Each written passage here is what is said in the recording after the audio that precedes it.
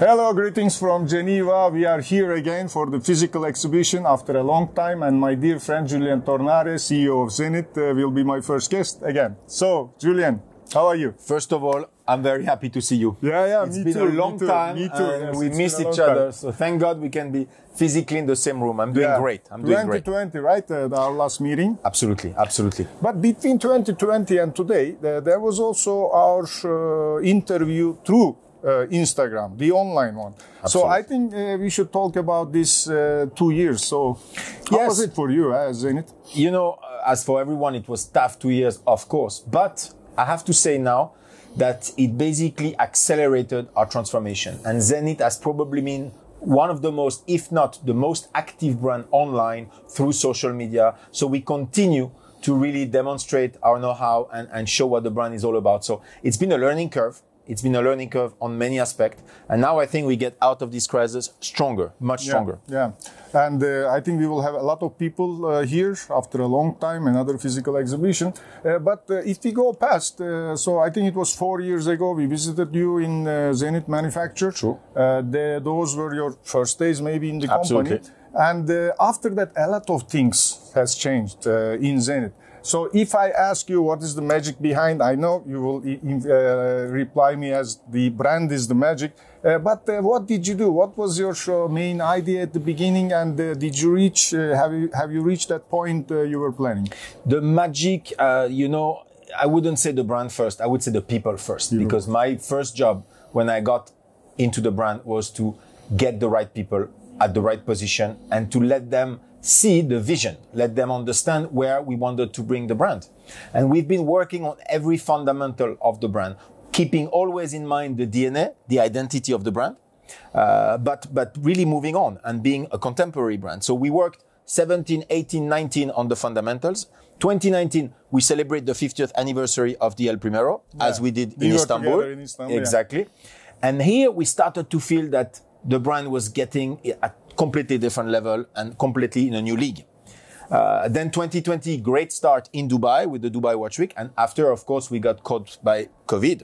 So we had to manage this year and a half that were a bit more complicated. But as I said before, we continue to develop the brand. We launched this incredible Chronomaster Sport last year. And then suddenly, for the last, I would say 15, 16 months, we see the brand going only like that. Mm. So it was tough. But you know what? We have been learning and we reinforce our position. So that's good news. Just as a note, I'm in the waiting list for 6 months and please help. I mean, 6 to 8. I know.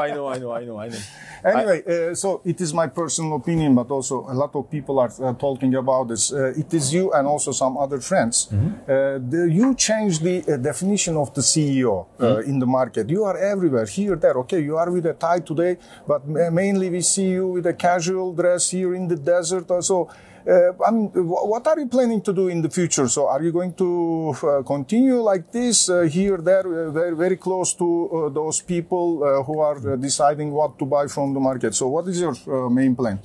You know, I'll tell you the story. First of all, it's who you are. It's your values. And this, I should thank my parents. But this is really the kind of people I am. And you know, I think a good CEO must be very close to his team, must be very close to the clients, must spend time on the field. You're not, in my opinion, you don't understand what's happening from your office. You need to go to the field. Yeah. A little story, this morning when I came on the booth, I was among the very first one early this morning, and I went and I did an espresso. And everybody came, the staff we hire for the week. They said, no, but we are here for that. I said, it's okay. I enjoy to do my espresso myself in the morning, you know. Yeah. It's my style. And I think it's good because we have a very tight and great team. And again, if we don't have the right team, the right people, we don't succeed in anything. I believe that also for the luxury side, we need the motivation to buy the product. Maybe we all have money to spend, so we need a motivation. True. And this kind of close relations are certainly motivating ourselves. Okay, Chronomaster Sport, the family is growing. We saw the novelties. There are really nice one. This full gold one, also a boutique edition with a different kind of ceramic bezel. So tell us something about it. So why did you decide to make a full gold version of this? Logically, after the huge success we had last year with the steel version, white and black dyed, we had a lot of requests for more and for precious metals.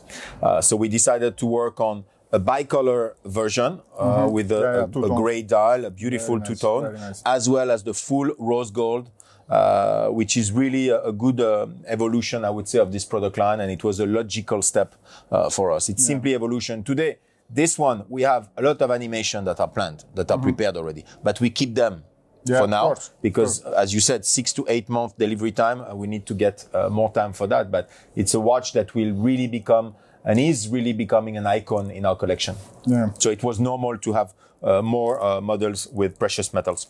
Yeah, and it's another trouble for us because we still couldn't get it, and now we have to wait. Exactly. That's it. Okay, another one. Maybe in last couple of years, it was really one of the most beautiful watch for me, Zenith Skyline. Yeah. Okay, there are too many things to talk about that watch, but mainly I would like to ask you the dial pattern. True. That was the only one, first one I see that kind of thing. So where is the story coming from? First, at Zenith, we wanted to bring another new thing at Zenith. And we said, okay, let's go back into our DNA to find an element that we could use. We did not want to put a regular star, the way we have it today, but we wanted to go to the original star. And that's why we went back in the 60s, 70s, where in our opinion, it was the best design for the star. And we multiplied it infinite way, in a way, to create this kind of a tapestry effect, which is so beautiful. You know, Zenith is quite well known for the clean, very clean flat dial with gradient dial. We were one of the first, if not the first brand to do gradient dial in the 70s. Now we bring a new tapestry way on the Skyline, and people love it. Yeah. If you look in the details, you can see the star, but it's very discreet. Of course, the El Primero movement, so there are too many things to talk about. How long it took to develop that dial? Oh, it took us more than a year. Normally, a dial from scratch, we count 9 months. This one probably took 12 to 13 months because also we wanted to pick up the right logo. Yeah. Okay, in general, the watch is really too much in demand. We cannot find the models we are looking for. A lot of brands for the moment having the same problem. Yeah. But on the other side, there is a second-hand market, which is getting more and more important for the watches industry. So what is the Zenith's plan or Zenith's thinking about that? Obviously, with our history, 157 years of history, we have a lot of demand for vintage watches or second-hand watches, as you said. So we want, of course, to please our clients with this. And the first initiative we took is the Zenith Icons. We have been talking about it for 2 years, but it's getting bigger and bigger. It's basically an initiative where we acquire back watches from the 50s, from the 60s, from the 70s. We restore them, we control, we certify, we guarantee 3 years, and we sell them through our own channel. So it's a very safe way for someone to buy a 50 years old, 60 years old watch with all the security and the guarantee by the brand. So this is the first initiative we took into this direction, absolutely. And yes, of course, more and more watches are sold as secondhand. So it's a subject that we are thinking of in the future on how to integrate this within our business model in a wider scale. That's very important. Yeah, very important. And today is a very important day. So we are here again after a long time. The physical exhibition. We see the novelties, touch and feel, very important. So what we should expect for the rest of the year from Zenith?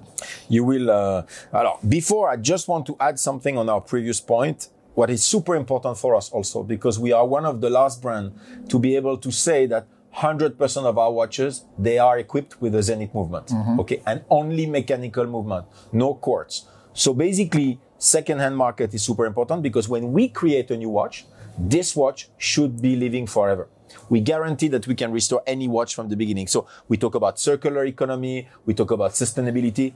This is about it because it's a product that will never disappear, That's an important point for us. Coming back to your last question, of course, what we learned during the pandemic, because we had no watch show, we had no other possibility, is that a watch industry should be active all year long.